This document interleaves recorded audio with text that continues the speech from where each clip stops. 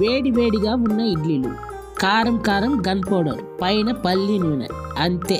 ఇడ్లీ తినాల్సిన అవసరం కూడా ఉండదు, నోట్లో పెట్టుకోగానే కరిగిపోతుంది.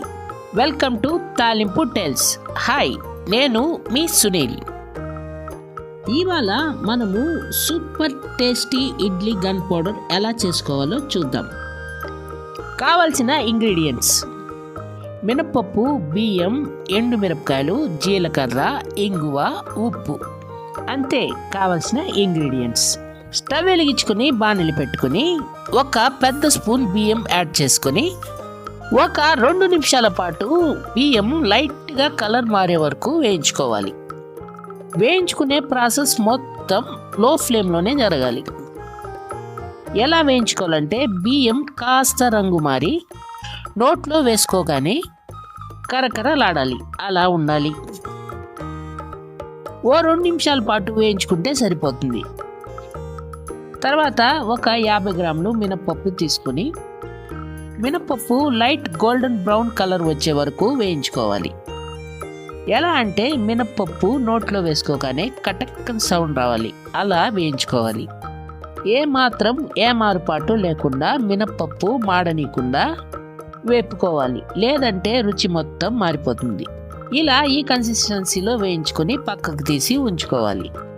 మరిన్ని ఇంట్రెస్టింగ్ రెసిపీస్ కోసం తాలింపు టేల్స్ యూట్యూబ్ ఛానల్ని సబ్స్క్రైబ్ చేసి బెల్ ఐకాన్ క్లిక్ చేసి ఆల్ పైన ట్యాప్ ఇవ్వండి. తర్వాత స్టవ్ వెలిగించుకొని బాణలు పెట్టుకొని 15 తొడిమలు తీసిన ఎండుమిరపకాయలు యాడ్ చేసుకొని ఎండుమిరపకాయలు ఏమాత్రం రంగు మారకుండా మంచి సువాసన వచ్చే వరకు ఓ నిమిషం పాటు వేయించుకోవాలి.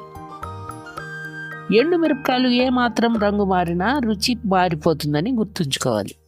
తర్వాత పక్కకు తీసి ఉంచుకోవాలి. తర్వాత మిక్సీ జార్ తీసుకుని వేయించిన మినపప్పు, బియ్యం యాడ్ చేసుకొని వేయించిన ఎండుమిరపకాయలు యాడ్ చేసుకొని 1/2 టీ స్పూన్ ఇంగువ యాడ్ చేసుకుని 1/2 టీ స్పూన్ జీలకర్ర యాడ్ చేసుకొని తగినంత ఉప్పు యాడ్ చేసుకొని ఎక్కువ నున్నగా కాకుండా 80% అంటే ఈ కన్సిస్టెన్సీలో గ్రైండ్ చేసుకోవాలి. పంటి కింద కాస్త పలుకులుగా తగిలితే రుచి అమోఘంగా ఉంటుంది. అంతేనండి.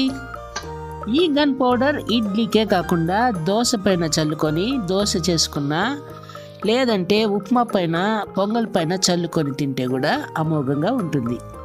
ఒకసారి తప్పకుండా ట్రై చేసి చూడండి. మా వీడియో కనుక మీకు నచ్చితే ఒక్క లైక్ ఇచ్చి మీ ఫ్రెండ్స్కి షేర్ చేయండి. Don't forget subscribe to Talimpu tales YouTube channel. Thank you for